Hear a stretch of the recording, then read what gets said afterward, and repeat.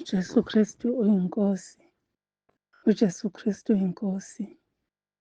uJesu Kristu uyinkosi.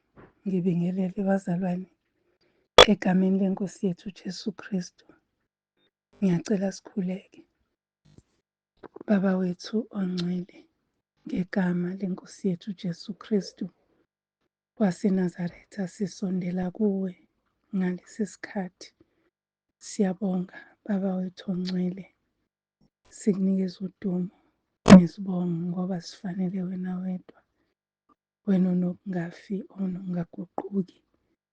Wena wedwa odalile izulu nomhlaba nolwandle nakho konke okukulo. Siyabonga Baba wethu ongcwele ukuba size sibizwe ukuthi singabantwana bakho. Sibonga ukusilondoloza nokusigcina nokusifihla ngisho nasey'vunguvungwini. Nkosi, sibonga ukwazi ukuthi ezimeni zonke wena uqobo ungena nathi.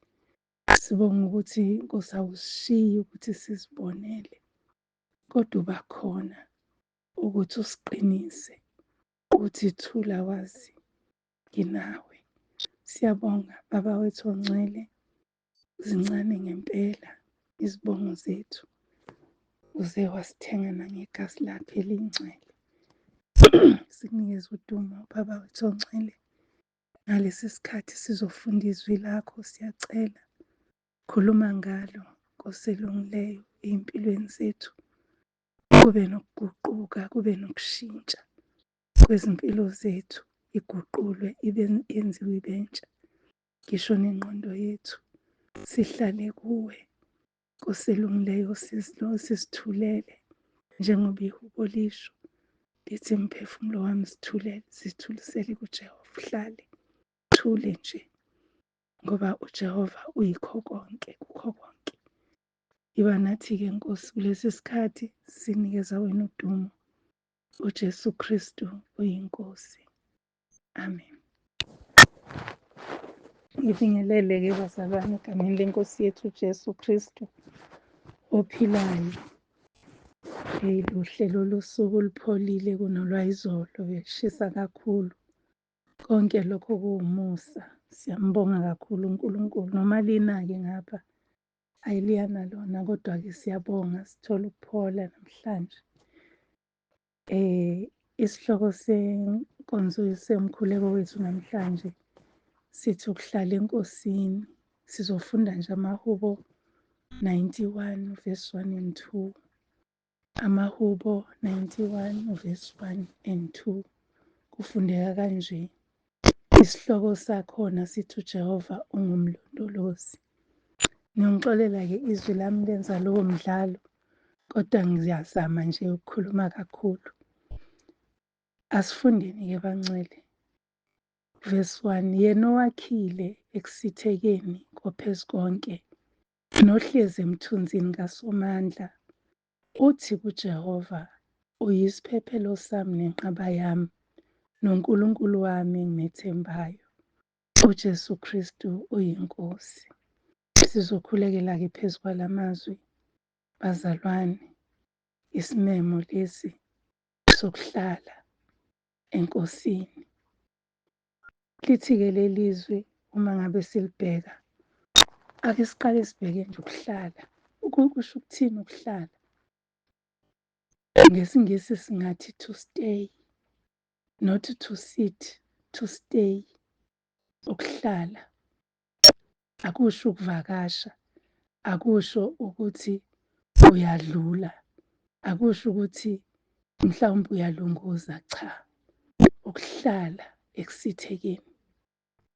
Ukuhlala ekusithekeni kophezu konke. Awuvakashi kwaNkulunkulu, kodwa awuvakashi nje ngisho ebukhoneni bukaNkulunkulu, kodwa uyahlala, kuyahlalwa. Bese lithi-ke maliqhubeka, masibheka ukuthi yini ekusithekeni.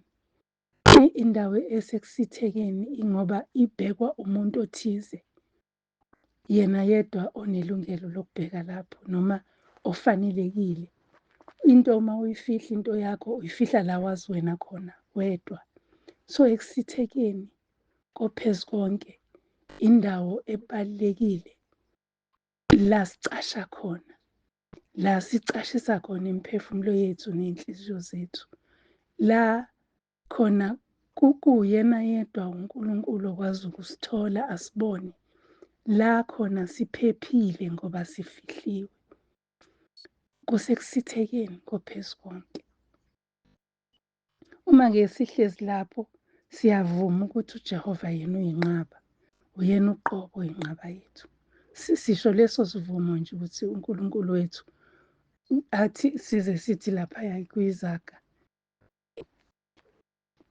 izaga sisithi kuzaga igama likaJehova lingumbhoshongo oqinile. Izaga 18 verse 10. Igama likaJehova lingumbhoshongo oqinile, umbhoshongo onamandla, olungileyo ugijimela kuwo alondeke. Kusho ukuthi kunokuphepha la ekusithekeni koPhezukonke, kunokuphepha la ekusithekeni koPhezukonke, kunokuvikeleka kwemiphefumulo komoya kwey'nhliziyo zethu. La ekusithekeni koPhezukonke siba nesiqiniseko sokuthi sinayo i-shelter, sivikelekile, singethintwe nangamasela, singethintwe nayilutho khona. Njengeculo leli lisecilongweni 115 elithi abantwana benkosi abanazo izingozi. Uma uhlezi ekusithekeni koPhezukonke awubi nazo iy'ngozi. Bazalwane, kunento-ke evame ukusidida thina singabantwana bakaNkulunkulu, ukuthi uma ngabe uthi uyaphenduka ukhetha inkosi, kusho ukuthi iy'nkinga ubalekela iy'nkinga obunazo zizophela. Iy'nkinga ngeke usabhekana ney'nhlupheko, ngeke usabhekana ney'ngqinamba, bazalwane siyabhekana nakho. Kodwa i-mindset noma iy'ngqondo zethu sey'guquliwe, sisuke singasayithwaleli. Iy'ngqondo zethu sey'guquliwe, sesihlezi ekusithekeni koPhezukonke, sisuke kungasazwakali ngoba yena ungena nathi. Simbonile engena noDanyeli emphandweni wey'nkonyama. Sambona engena nabo-Shadrach, no-Meshach, no-Abednego esithandweni somlilo. Sambona ewela nabantwana bakwa-Israyeli oLwandle Olubovu. Kuningi. Simbonile ngisho ey'mpilweni zethu uqobo ukuthi ngempela akube kusezwakala. Kufanele ngabe safa kwenye indawo, kodwa asifanga ngoba yena wayekhona. Ngiyakhumbula nje nami ukuthi empilweni yami imoto-ke amasondo abheka phezulu, iphakathi, ngaphuka emgogodleni.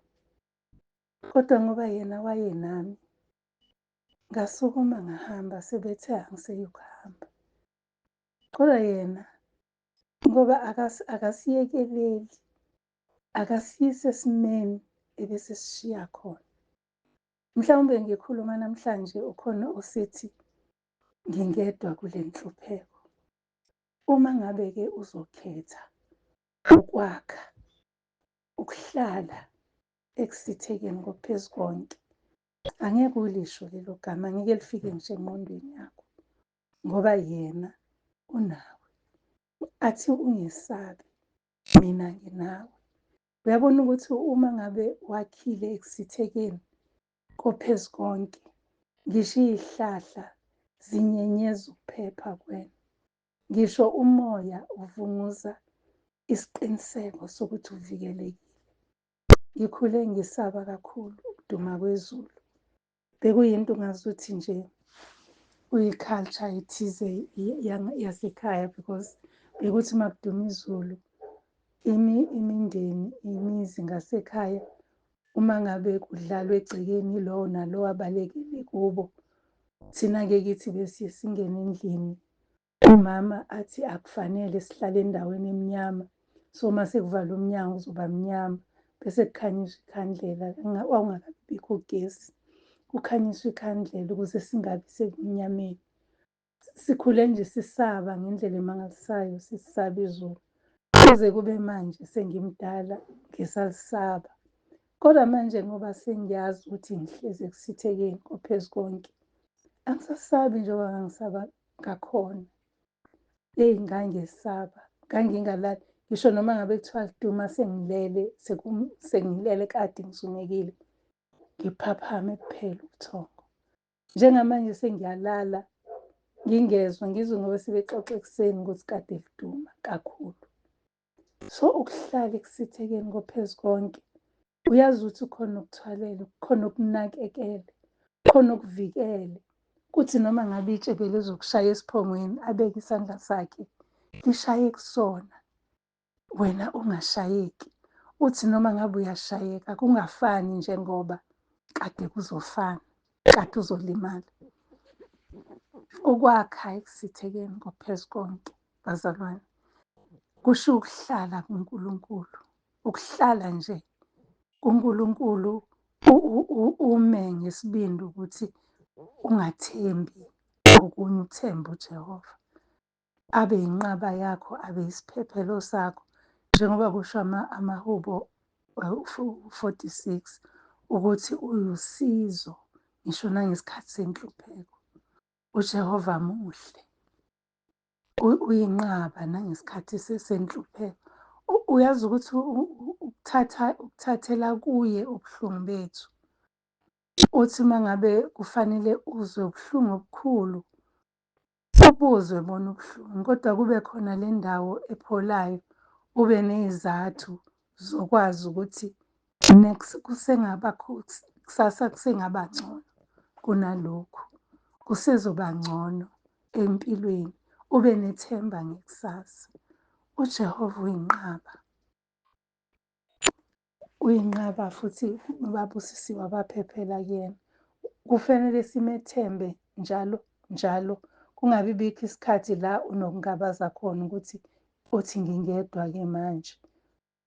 Ungabi nakho ukuthi ube nokusaba ukuthi hheyi, kungenzekani uma ngabe engangangisizi, kokwenzekani uma ngabe kuwukuthi mhlampe usengicasukele ngeke esangisiza. Ingalokho kufanele ukuthi uma siphenduka, asiphenduke okwangempela, sishiye izinto.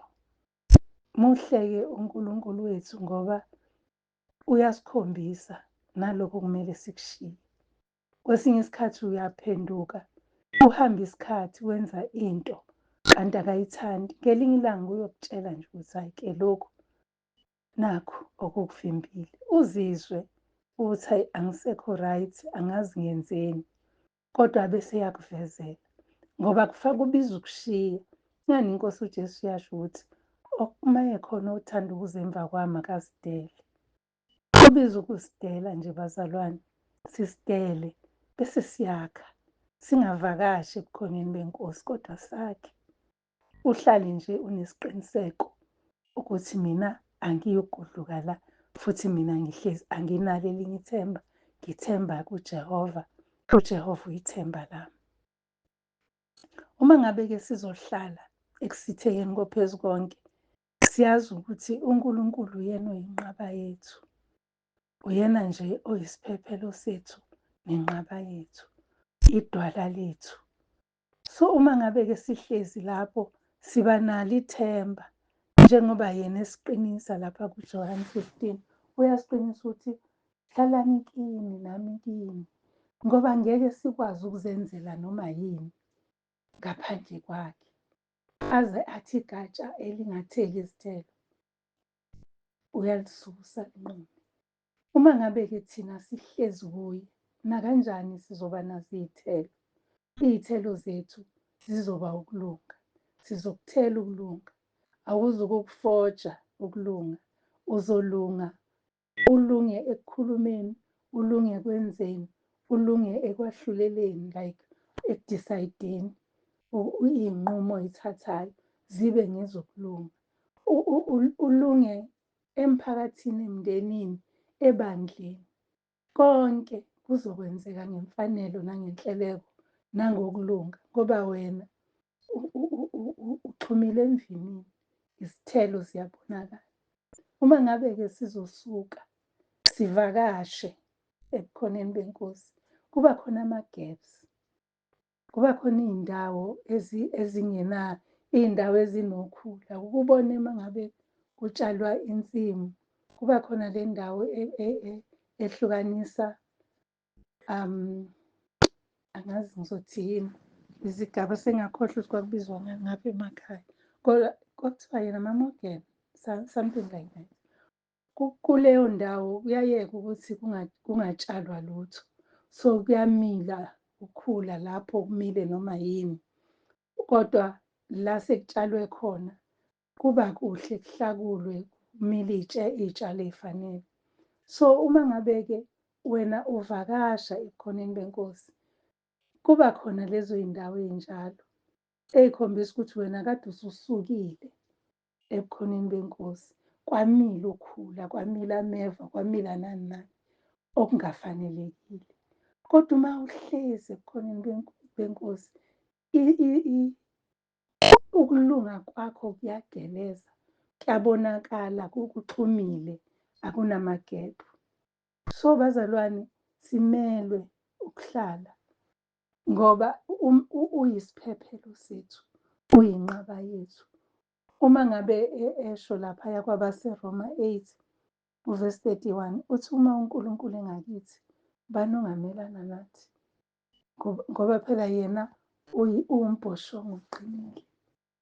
Uma sigijimela kuye nje siyalondeka. Yena uyinqaba kwabaphephela kuye. Yena ungumthunzi, uyisihlangu empini, uyikho konke okuyisivikelo kuthina.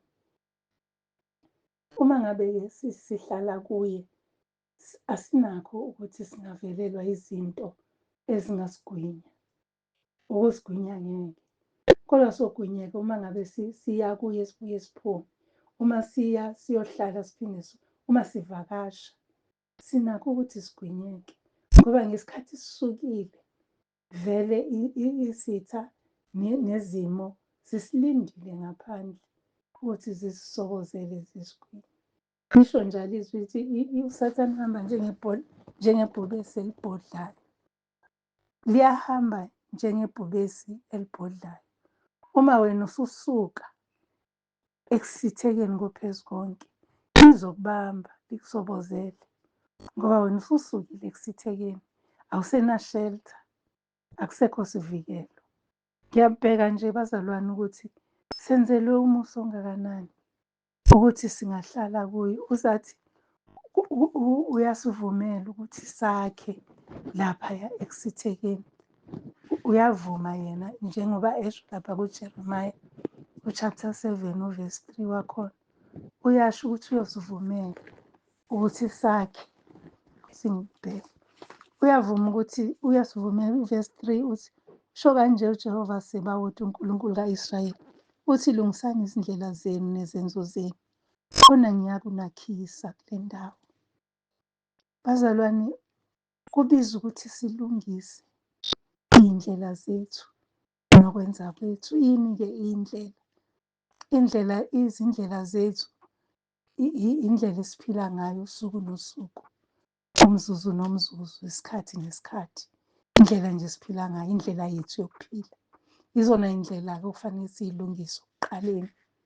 Bese siyalungisa-ke izenzo.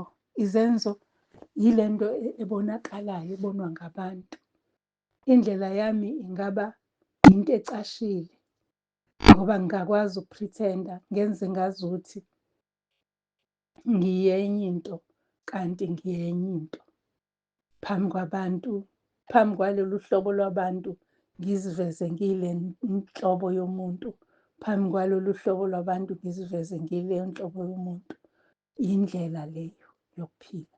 Kodwa izenzo yilezi into abayibonayo nje abantu abangadingi nokuyicabanga engeke ngikwazi ukuyishintsha. Uma nje nginenhliziyo embi ngishaya iy'ngane nginolaka, abantu bazokwazi ukuthi nginolaka. Ulaka bazolwazi ngisho ngabe ngithule angithethanga. Bazokwazi nje ukuthi nginolaka. Futhi ukwenza kwami uma ngintshontsha, bazokwazi nje abantu ukuthi ngiyantshontsha. Izenzo, ile nto engaphandle. Uma ngabe kuwukuthi ngiyathuka inhlamba, bazokwazi abantu izenzo bayazibona, wonke umuntu uyazibona. Kanti indlela yilento ebonwa uNkulunkulu, indlela yomuntu. uNkulunkulu uyena oyiqonda kahle, ngoba noma ngabe uyifihlile wayikhava nangani, yena uyayibona indlela yakho. Bazalwane, siphiwe ithuba-ke la lokuthi ukuze sikwazi ukwakha ekusithekeni kophezu konke, usinikeza itayitela la kuvesi 3 kaJeremiya chapter 7, usinikeza itayitela uthi uyakusakhisa kule ndawo. Uma nje siguqula iy'ndlela zethu, uma nje siyeka okubi senze okuhle, uma nje sithobela imiyalo yakhe. Kade sisey'nkonzweni zabasha kukhulunywa ngokuthi gcina umyalo, ungenabala, ungenakusoleka. Umyalo wona uqobo. Ngiyathula ngiyalalela-ke ngihlangene nenye i-podcast babekhuluma ngokuthi sebeshintshile imeseji, bashintsha umyalo kaNkulunkulu. Sebeyawumboza, bawumboza nge-prosperity, bawumboza ngomnotho, ngengcebo. Sebemboza ngokuthi uma uza esontweni, hhayi kuNkulunkulu, uzokunikeza izinto. Uthi igolide nesiliva kungokwakhe. Ukuthola kanjani ungekho kuye? Nawu umbuzo omkhulu ulapho. Yikho kumele sishintshe iy'ndlela zethu ukuze sibe nale protection, sibe nalokhu kubiyeleka, sibe nalokhu kuhlala sivikelekile kuyena. Ngoba kwayona lawo mazwi adukisayo, enye yezindlela abantu abaqhamuka ngazo bese senze izinto ey'phambene noNkulunkulu. Uma ngabe sebeqhamuka nalo myalezo ocashe ngegama lenkosi, igama likaJehova Sebawoti, bese sithi thina ulungile ngoba thina asikwazi ukubona iy'ndlela ey'sithele, kodwa uNkulunkulu uyazibona iy'ndlela ey'sithele zomuntu. Thina asikwazi ukubona izenzo, simbone ejuluka, simbone ngathi uba kwi-trance, ngathi uvukwa umoya, siy'tshela ukuthi uvukwa umoya kanti udlikeziswa amadimoni. Izenzo esiyibukayo bese thina siya-interpret-a ngendlela esithanda ngayo. UJesu Kristu inkosi, bazalwane. Ngiyayibuka nje le nto. uNkulunkulu uyasilulela isandla, usasho njengoba yasho inkosi uJesu ukuthi zanini kimi nonke nina enikhathele nenisindwayo ngizoniphumuza. Kodwa asiyi. Esekushilo lokho asiyi. Njengamanje sinikezwe itayitela ngokwezwe la. Akekho ongafuni ukuba nendawo yakhe ephephile. Kodwa nansi indawo ephephile kuNkulunkulu. Abantu bayayibalekela. Akukhokhwa mali, akhanjwa inkantolo, akwenziwa lutho. Uyaya nje uvume izono zakho, yena akuthethelele. Bese wena ufumana indawo, ushintshe izindlela zakho, ushintshe uguquke nezenzo zakho. Wena ufumane indawo athi uma eyichaza, athi akuyi ngisho nenundu, athi akungeni ngisho isela, athi ngendlela ephephe ngayo, athi akukho ngisho ubusuku.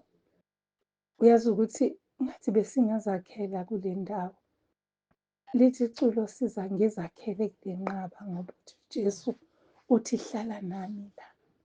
Iculo 137 emacilongweni. Bazalwane, ngiyafisa sengathi sonke besingayilangazelela le ndawo. Sengathi besingalangazelela ukwakha kule ndawo. Sizithulele nje kuye.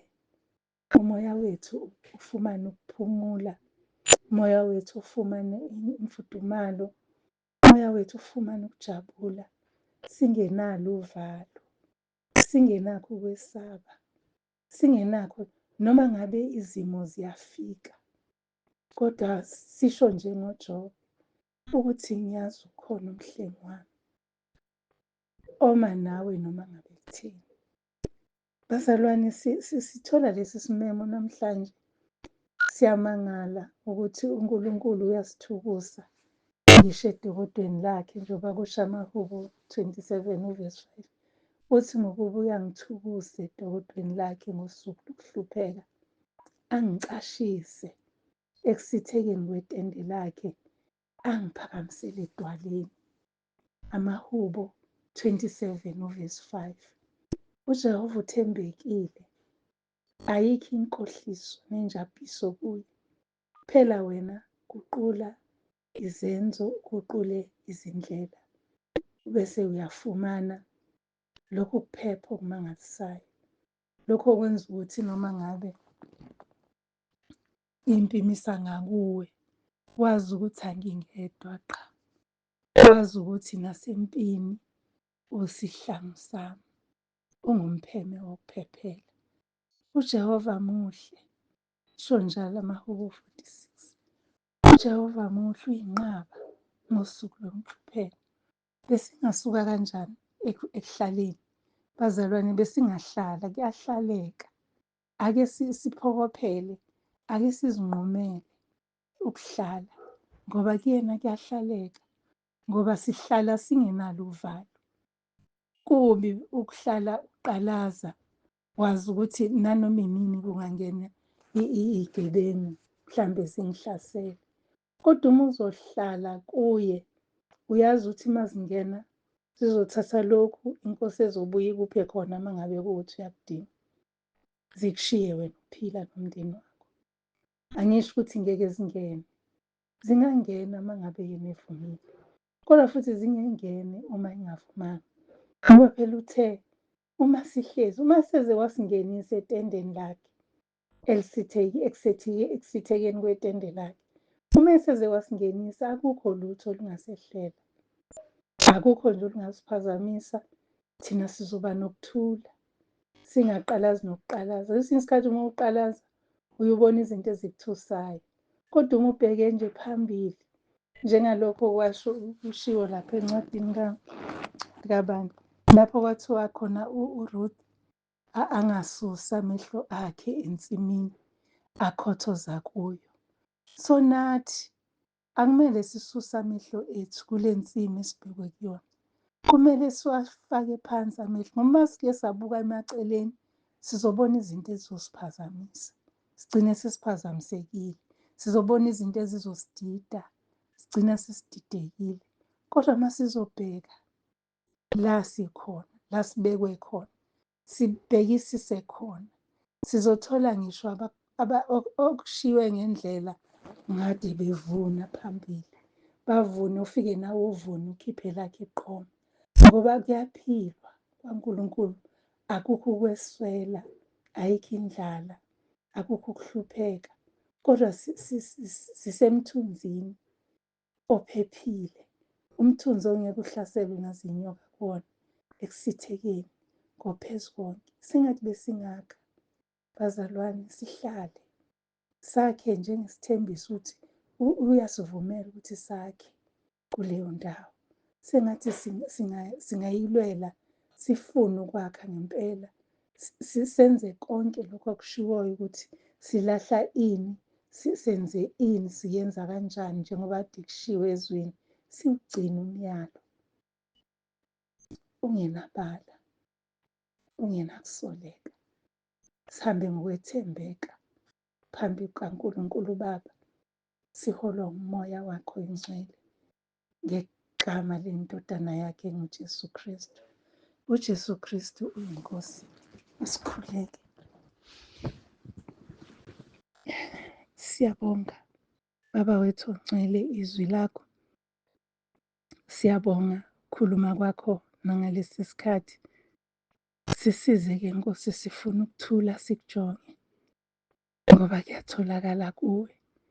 Sisize Nkosi ukuba sakhe singavakashi ebukhoneni bakho, ngoba Nkosi ekusithekeni ila sithola khona amandla, ila sithola khona isibindi, ila sifumana khona ukunqoba, ilapho Nkosi sihlengiwe saphephiswa khona, ilapho sithola khona ukuvikeleka.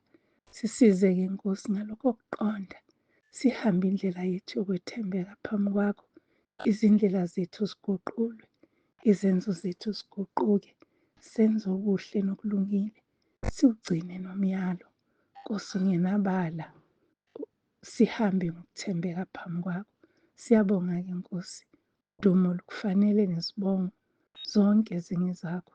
UJesu Kristu uyinkosi. Amen. Siyabonga-ke bazalwane, siyambonga uNkulunkulu uBaba ngezwi lakhe. Sengathi angasisiza, sengathi singakufumana ukusizakala ukuba sihlale kuye singasuki. UJesu Kristu uyinkosi. Angithathe leli thuba-ke bazalwane, ngibonge kakhulu kakhulu, sibe nenkonzo enhle nabantu abasha. Ngicela ukunazisa ningidlulisele nakubazali abangekho ekhaya lezwi nabangekho entabeni yendlu kaJehova kuyabonelelwa, kodwa ade bevumela iy'ngane zabo zeza. Siyabonga, siyabonga kakhulu kubazali. Ngempela nikhulise ibandla lakusasa eliyilona lona ngendlela ade beyiphethe kahle ngayo abantu abasha. Siyambonga kakhulu uNkulunkulu. Angazi ngingathini, ngiphelelwa ngamagama. Abantu abasha, siyathobeka kakhulu kakhulu kakhulu. Uyazi ukuthi uma ngabe kuza abantu abasha nilindele i-chaos. Hayibo, kwaJesu ayikho i-chaos. Hayibo bazalwane, ayikho. Izwani ngami, kwaJesu, uma ngabe uJesu efikile empilweni yomuntu, ayikho qobo i-chaos, ayikho nhlobo. Ngeke uyibone.